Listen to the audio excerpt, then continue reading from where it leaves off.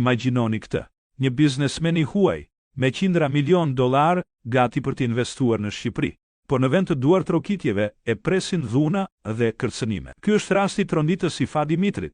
Ai erdhi nga Libani me një vizion të madh të ndërtonte një kompleks modern turistik në gjirin e Lalsit, një investim prej $450 milion.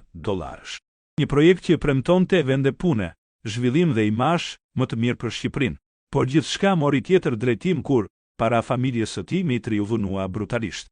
Pamjet e publikuara treguan momentin e tmerrshëm, dhe sipas tij, kjo nuk ishte një rastësi, ishte një mesazh i qartë që dikush nuk donte që projekti të ecte përpara. Pas këtij incidenti, Mitri deklaroi se do të tërhiqej nga Shqipëria, duke e lënë vendin ton pa një nga investimet më të mëdha që kishte parë ndonjëherë. Ky nuk është vetëm një rast të dhune ndaj një biznesmeni. Ky është një tregues i rrezikshëm se në Shqipëri shpeshherë të huajt që sjellin kapital përballen jo me mbështetje, por me presione dhe frikë. Dhe pyetja e madhe mbetet, a është Shqipëria gati të presë investitorë serioz, apo do të vazhdojë të humbas miliona për shkak të dhunës, pasigurisë dhe lojrave në hije?